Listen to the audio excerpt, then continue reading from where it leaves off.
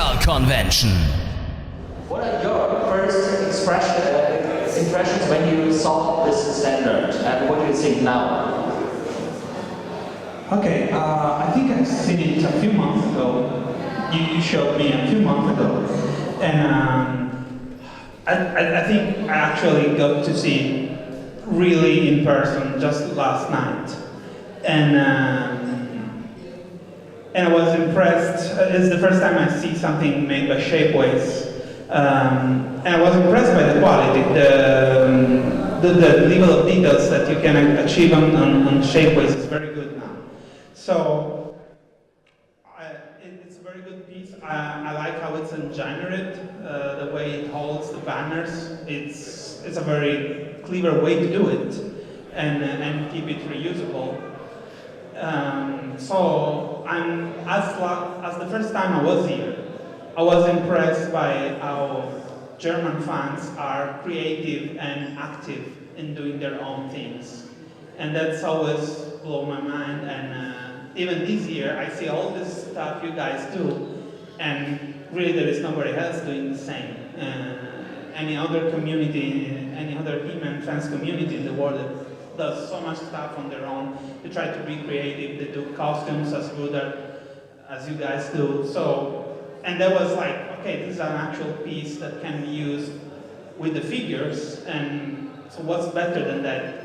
You know, I work a lot with Transformers, and I see a lot of the third-party stuff that is being created by fans, and I'm envious that the Transformers fans have all these toys created by fans, and we don't. And I'd like to see more like this one, and this one is very cool.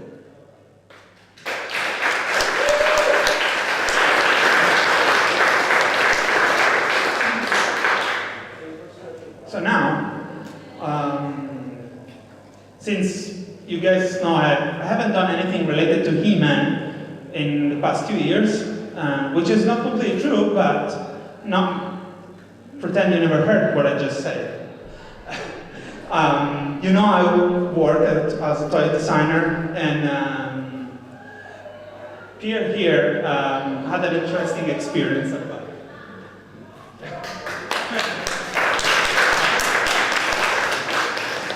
Thank you. What do you mean with an interesting experience? That you survived. Survived what? Oh, yes. Toy designing in Palermo. It's hardcore business.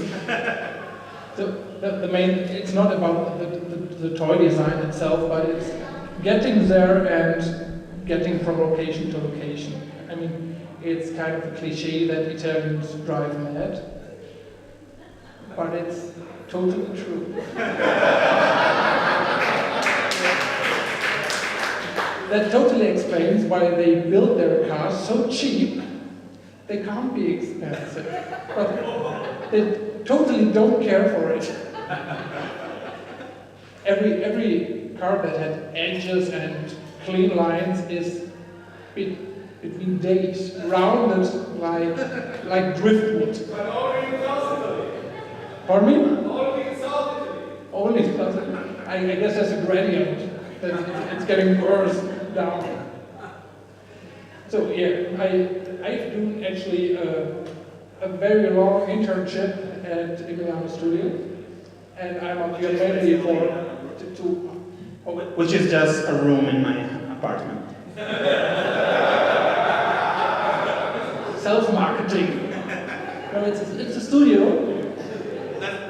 That's why I need you to do marketing for me. Yeah. Actually, it's a very big studio where a lot of creative people walk in and out and making things up and getting great toys developed. Yeah, and I do an internship and I learn so much. And to be honest, I'm up here basically to keep morals high. Your morals high. Thank you. You're welcome. Well, you know, as I said, I do toy design mostly for a living, and yeah, we had a fun time for about a week, showing him He-Man stuff from the past and Transformer stuff I was working on while I was there.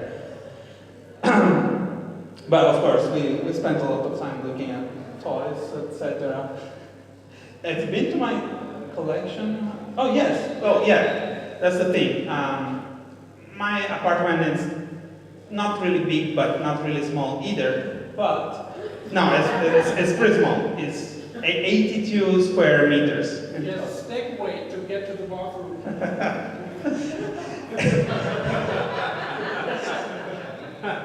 So I can keep my toys in my apartment. So there is another empty apartment where I made him sleep, and there are 2 rooms dedicated to the toys. Very small rooms, just packed with toys everywhere.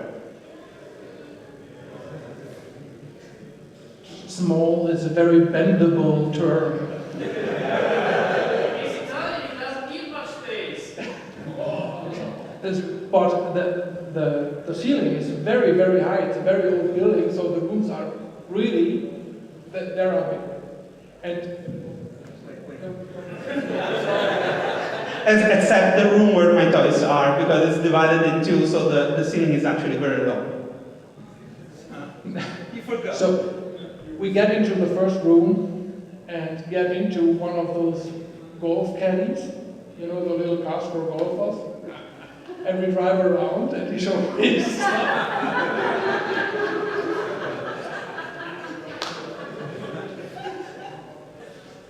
Yeah, what shall I say? It's an awesome house and an insane collection.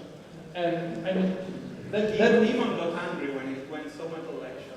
Like, we wanted to write Scott right away and yell at Scott. Really? yeah, I was about thinking, okay, can you anyway get away with killing him and steal the stuff? But I decided to like you.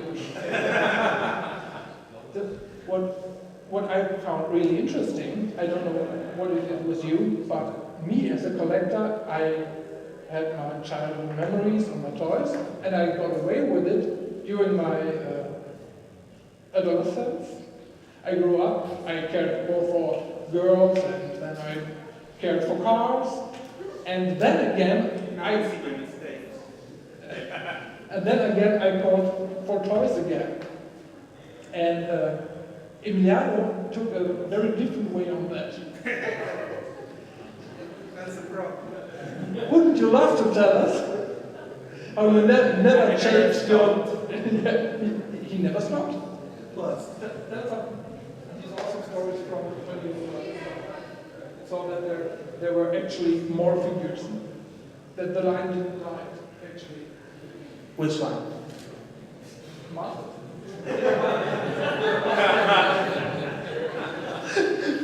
Which story?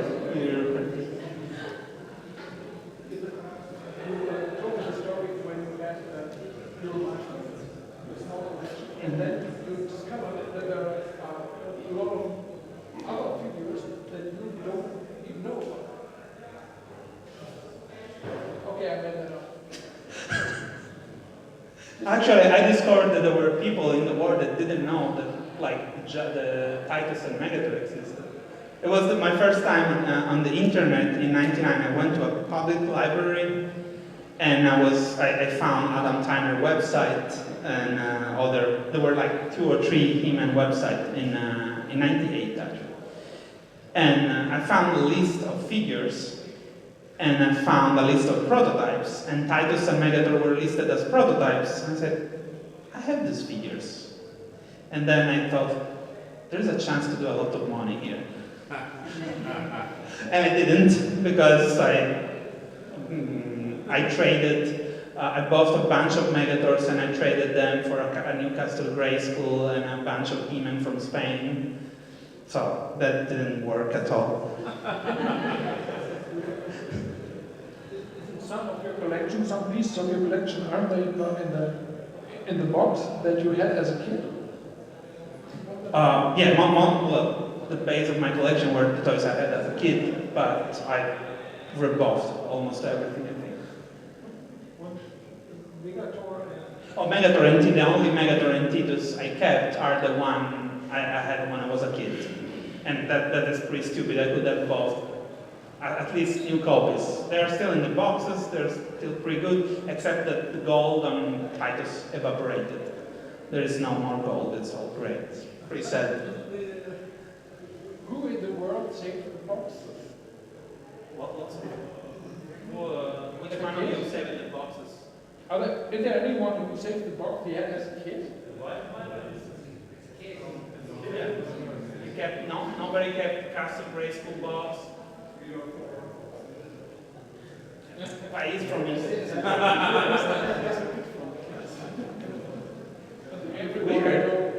Everything apart and throw everything away except for fear. No, I know a lot of collectors that keep the boxes.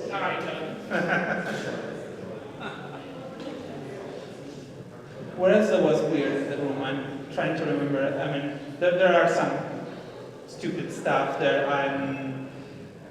Half of the room is dedicated to like merchandising, and I like He-Man merchandising as much as I like the toys. Mostly because I'd say 80% of the merchandising is pretty bad. It's really cheap. They are reused mold from something else, and usually they slap some artwork by Harold McCarthy on it to sell it.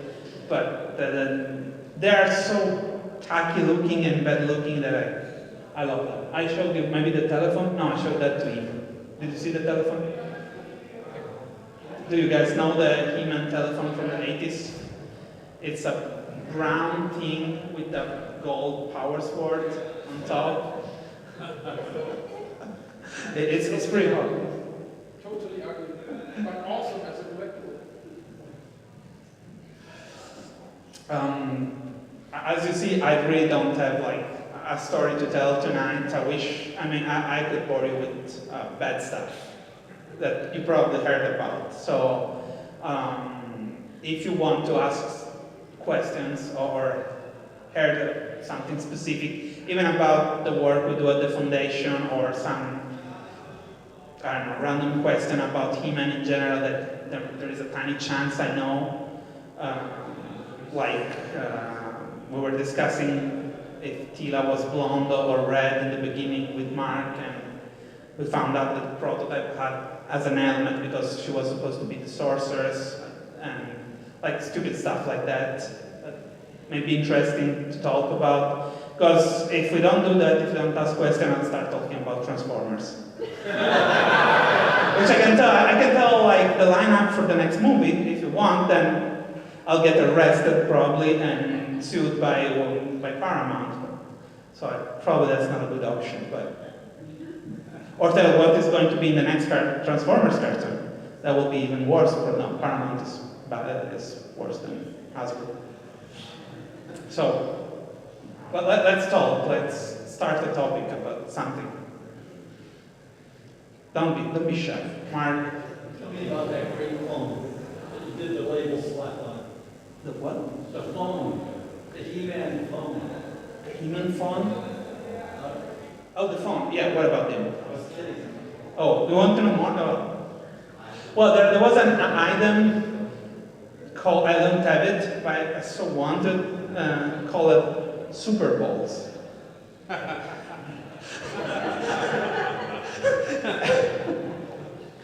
Yes. Would you still eat it? What? Would you still eat the Super Bowls? What? Would you eat that? No. Would you put Super Balls in your mouth? If there were really Super. How many? How many there are? Well, they sell in bags of 2.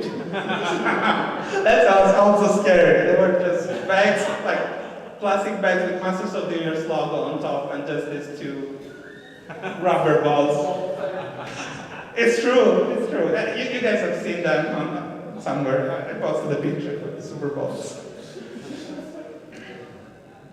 Are there any plans actually for Power Nova Catalog Volume 2? There are plenty of plans for Volume 2 and maybe... Any dates?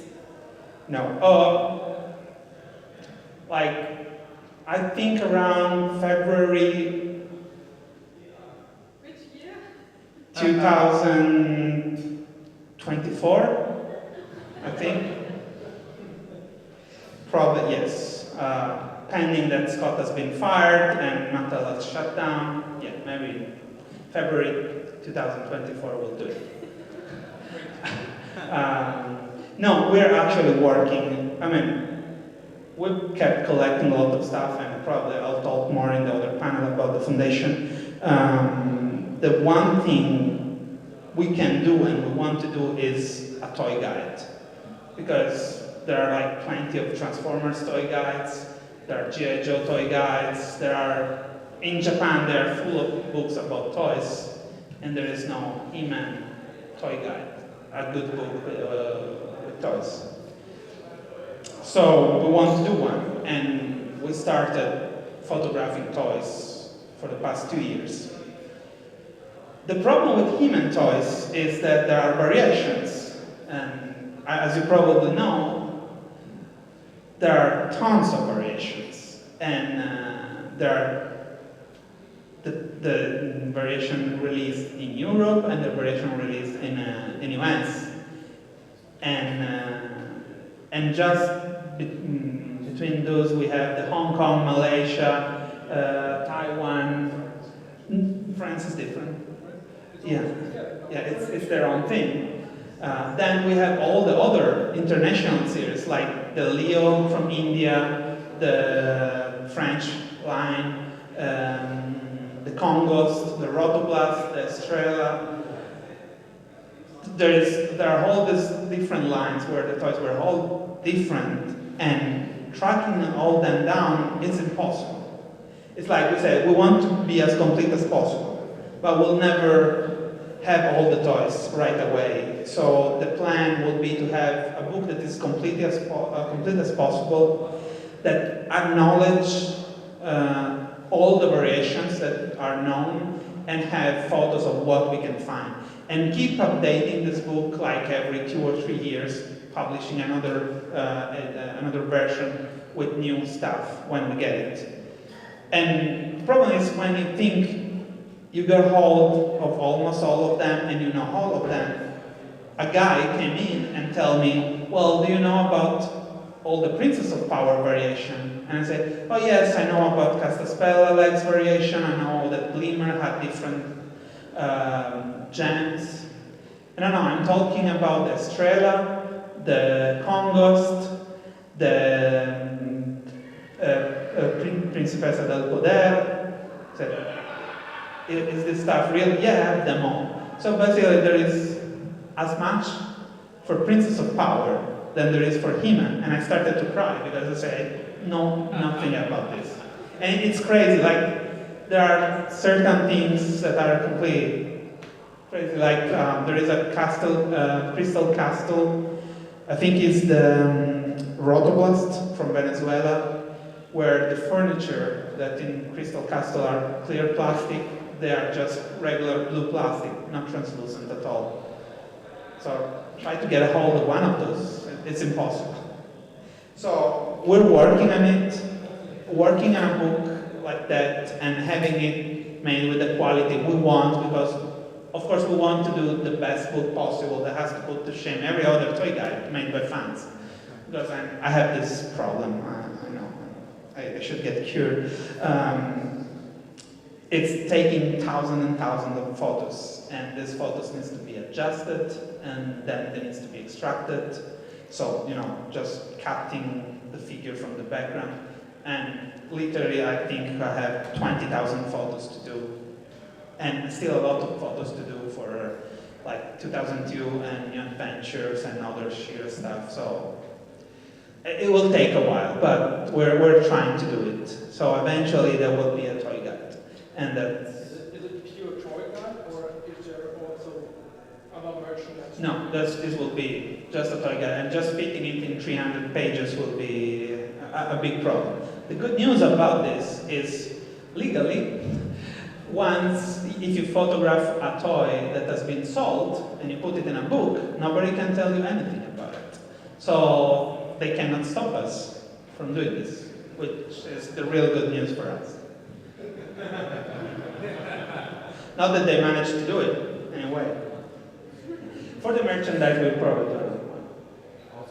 But the merchandise is even worse. Are there really any variation on merchandise that anybody's interested in? I don't know, but I know that I have like some lunch bags, brown bags, and I found that there is a Canadian version and a US version of the same one with a kind of different style in the art. But I'm not that crazy. I would like to know what are your favorite figures on the vintage line, both of you. I didn't get your name, sorry, maybe I'm wrong, or you want to Yeah, sorry. This was not. I would like to know your favorite figures from the vintage line.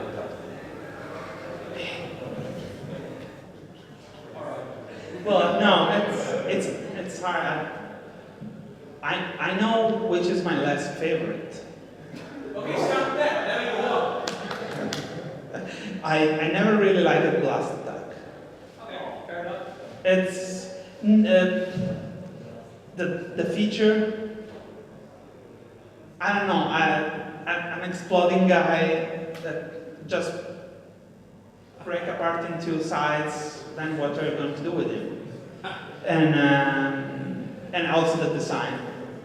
I think it was a kind of a messy design, full of like too many stuff going on. It wasn't like a focus on certain area. So I don't know. Blast Attack never really captured my love for them. But that was really probably the one that I kind of disliked. Then it's hard to tell if I have a real favorite. Of course, the first 8. But I think that's obvious. Okay, skip the first 8. I go to the US stuff, the standard, for example. I really like Rio Blast. Okay. I hope nobody hates me. The figures I love less. I don't know if it counts, but it's the meteors. I mean, what is that? Changing to an animal? No, it's still a potato. What is going on there? And the one I love most, I guess I have to say Trapjaw. Because I never had him as a kid, and I always envied total my neighbor kid who had it, and I totally freaked out when I saw that he has exchangeable weapons and hooks and stuff, and I totally love that. And also the ring on the head. Yeah, you can go and let him down from the top window on a wire. I love that.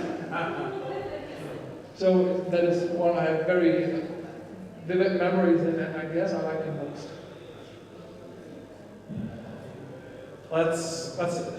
I'm sure somebody wants to ask some controversial question. There must be somebody that wants to ask me something really bad that nobody else that is brave enough to ask me something where I will probably damn it for the next 3 years. Somebody has to step up and ask about underwear. I guess not. Okay, we won't go there. I mean, I can tell a lot of behind the scene stuff that is very like, I don't know, something that everybody believes that happened and didn't happen, or it happened in a different way. We want to stay. What? How about why is there such a big mystery about the Wonder Bread woman? Like That's a mystery of why. but why? Why? Because we haven't been able to track down any information. Like, there's nothing in Mattel archives. None of the company that were supposed to be attached to this promotion have anything in their archives, and nobody has ever proved anything about it. And it's sure that the black armor and the weapons only came in one action at first, and it was a guy that just put this stuff together, and people started believing he came with the armor and the weapons, but they were from many faces. So it was just the human figure without the armor. But nobody has any memories where they got them, how they got them. So that it's the lack of information that created the memory. The figure obviously exists. There are a few real samples, but nobody knows anything about it. It's weird because usually, I mean, with all the researches that have been done about him, we will think something would have come up, but nothing at all. It's really weird. And I don't know if you've seen the episode with Toy Hunter episode with Jordan Ambrose, that he went to ask to the go-to guy for Masters of the Universe, and even that guy didn't know a lot about it. Did you see that episode? No. Okay, you didn't miss much. And that's all. What's in the episode? You did. Do you still like Yeah, the yeah. new figures? Are you still like almost afraid when you watch things coming up at the New York Toy Fair and San Diego Comic Con? Do you sit in front of the computer and say like, hey, what's going on next time? Or you say like, oh, fuck that. I don't give a shit. You asked for it, so Yeah. getting into it. So you're upset. Yeah, that's a good one. Maybe some deep. I am, well, I'm leaning more to the second option now. The night was San Diego, last reveals. I was on vacation in Rome with friends, actually one of the moderators of the Italian forum. And it was the night of the reveals, and I said, well, let's go eat outside. I don't care to see them. And of course, we had phones now, and we could check the figures. So while we were eating, we started checking the pictures, and another moderator from the Italian forum called me all the night and said, oh, did you see that? Did you see that? And but some of the excitement goes away because at least I knew half of them, so I wasn't like shocked by any of the reveals. And well, you know, there are always a lot of bad experience, even recent, connected to the line, into the product, and to Mattel, that really sucks away the fun from discovering the new toys.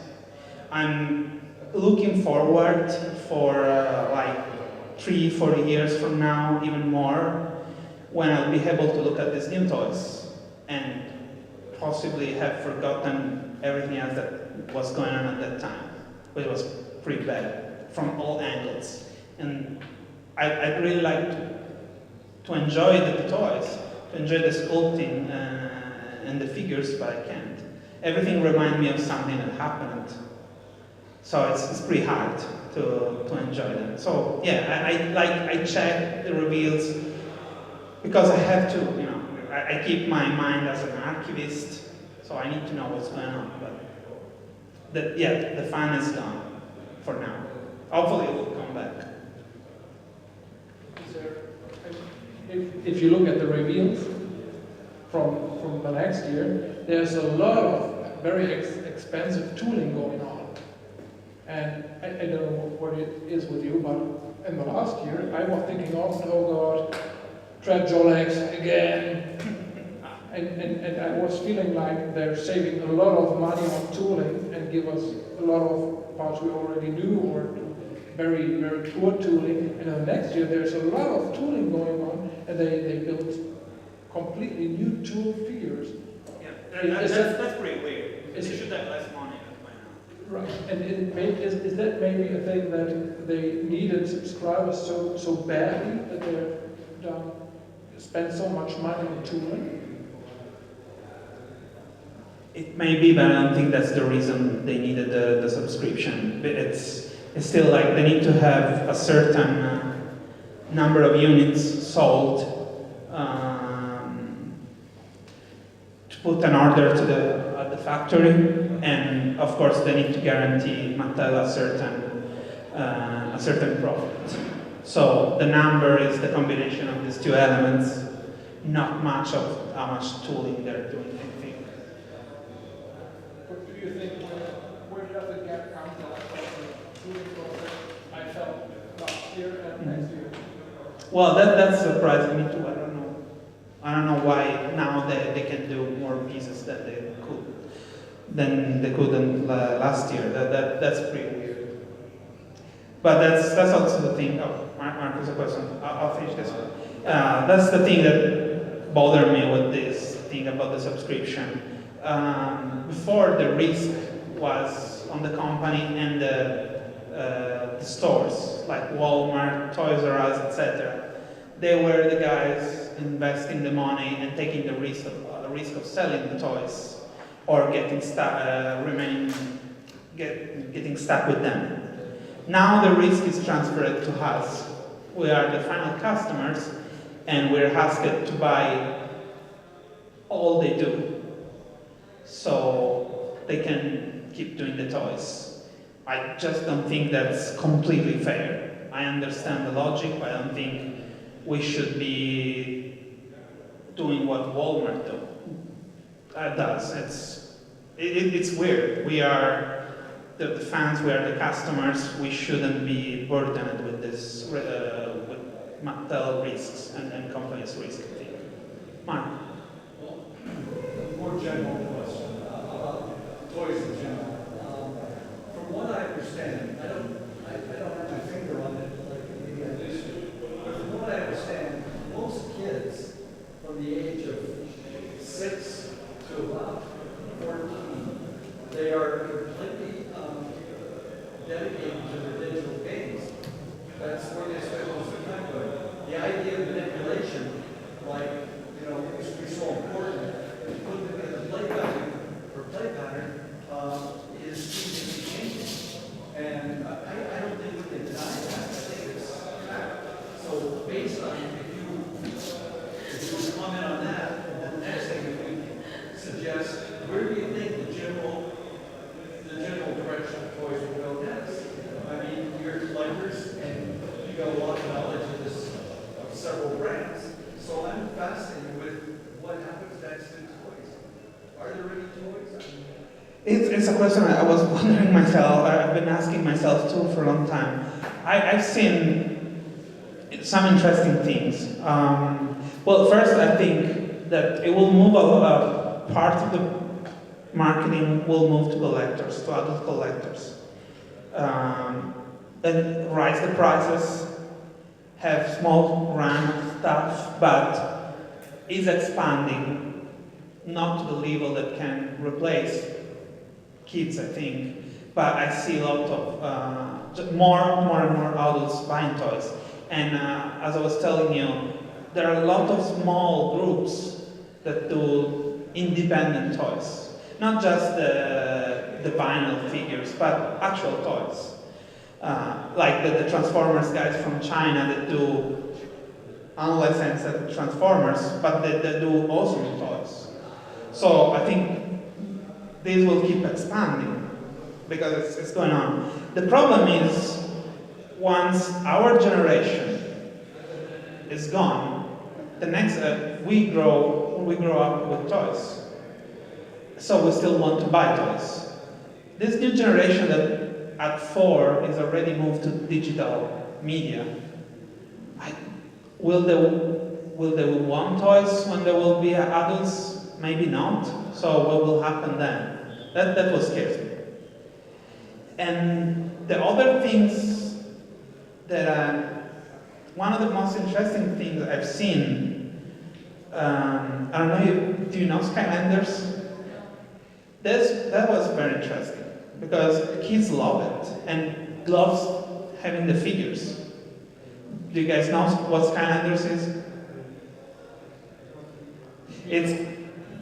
It's a game for the Wii console, and where you buy these tiny figures. They're pretty nice sculpted, but they don't have articulation or anything. And there is a tower connected to the Wii, and you have the video game, and you put the figure on this tower, and the figure appears in the game. And you use different figures in different parts of the game. So kids are prompted to buy more figures so they can pass different levels of the game. There are like different obstacles, and certain figures are more suited to overcome those obstacles, etc. And also those figures can store data in them, and you can go and use them like in other kids' houses. So it's a very interesting thing. But the figures are not articulated. Still, they buy them. In terms of interactivity, you see that there's future. You know what MakerBot is, right? Everybody knows what MakerBot is? No. It's basically a very inexpensive, simple, three-dimensional modeling machine you can set on your desk. And you can do an application. Oh, yes, I know. Yeah, MakerBot. Yeah, I know. Last time I was on the website, they said they could make it literally out of many materials, including edible materials, things like that. I was wondering, because it's so interactive and so creative, I was wondering if there's so many price points falling down like crazy. Yeah, like the small one is $2,000, I think. Much cheaper than that. But the thing is that you still need to have the skills to build the 3D models. So there is still, of course, more and more people are getting into ZBrush and other 3D software, so the gap is closing a bit, but it will still take a certain, it's giving more people the ability to do their own stuff. It's like with digital media for painting, etc. Recently I had a fight with another artist on Facebook because they were saying that digital art doesn't exist, it shouldn't exist, etc. And I was saying, so everything I do doesn't exist? I do a living on that, so I think it exists somewhere. I think, and they were criticizing the ability to draw on a Cintiq and to do just stuff without pencils and oil painting, etc. And me and a friend were trying to explain, well, it's not making it easier if you don't know how to draw. It's just giving you more tools to avoid wasting time, I don't know, doing photocopies, cutting them, reducing pieces, etc.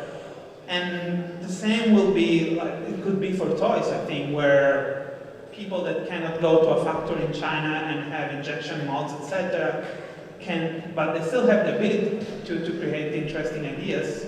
They can create their own small things. What if we take that out of the toy industry? What if we take, this is for discussion, what if we take the Chinese leg out and we say that, for example, their MakerBot becomes affordable, and then you have a application that children can buy that they literally, for sake of this meeting, they literally could build their own He-Man figure. See, because you would go on it and it would give you digital files. And you print your own toy. And you basically make your own toy. Imagine what that would do to Hot Wheels. Yeah. There wouldn't be any, it will be just a designer and no factory involved. Yeah, no factory. Well, that starts to sound like the thing in Star Trek Next Generation, Replicator, the replicator where they just had their. It sounds like a sci-fi scenario, but it could happen at this point. I don't think it's a sci-fi scenario. No, not anymore. Yeah. I think it's very doable because, and see how much that, if the whole thing is about empowering the child, to be creative and creating the world the way they want to see it, they theoretically could do a Castle Grayskull, only not Castle Grayskull, but for this meeting it's got to be like that. They can do a fortress, they can do whatever they wanted, down to figures, down to vehicles, anything on the same machine. And the interesting thing is you're going to sell them the material, you're going to sell them the machine, you're going to sell them the new applications as they get older. Yeah. Instead of having this very narrow age group that we've got designed to now of, say, 3 years, we would broaden that out from preschool to perhaps preteens for fancy, almost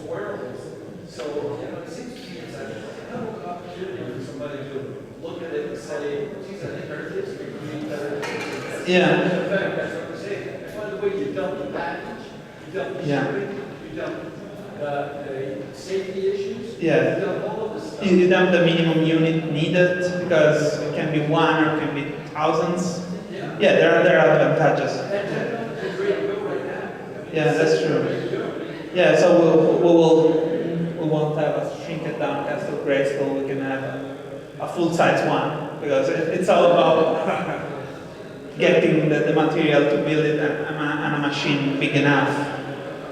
So yeah, it opens. Well, see, that's why you are who you are, because you see this stuff in the future. I'm an old man, but you know what? I think there's great opportunities for if people stop thinking about toys as one.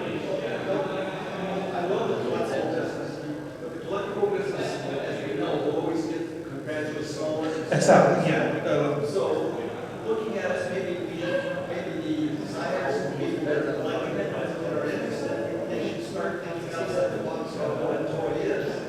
I mean, when we were living in caves, there was a couple of monks, they know this, and they would imagine they got something that was like a pull cart, and that's some of the earliest toys. And then they put soldiers, I looked at things at one time, and King Tut's exhibit, and he had all the soldiers that had all lined up and everything. So these things are becoming a long haul, but now we're in a different time. We're in a time when a child can build himself his own version of a vehicle with stage lots. I'm preaching, but there's these things that you look at. I just wanted to mention this because maybe there's a break in here that will take the next step. I would like to think that there is. It will be. Somebody in here has about $7 million. I think that would be a good one. But see, it started to a different scale. It started happening with this transformer stuff. Because these guys, they still have to go to the injection molds. But they can build prototypes very easily now. And so they have the opportunity to create actual transforming toys, which was something that only Takara could figure out first. And now there are like 10, 15 different small companies. I've seen those toys. I've seen the Transformers kids have built themselves, or the company MakerBot has built one showing what a kid could do. Yeah. So it's very possible, and it seems to me, if you take the concept of Legos, we all know that Legos isn't a real good example because, for one thing, the government sponsors Legos, so the Danish government, so that makes it a little different. But the fact is, if you take a Lego and how versatile it is, and how interesting it is, and how simple it is, and look at that, and then take that and say, gee, what if you could make your own Legos? Where you can make virtually everything. That's all I have to say. I'm done. So much in the future right now. I mean, let's see. Last is software conversion, where the manual model was sold for about $700. I mean, that's literally no money for such a machine. I mean, the resolution you can get with that is pretty poor. You can clearly see the layering on the prototypes. For real prototypes, it's absolutely amazing. Well, you can't. I'll say this.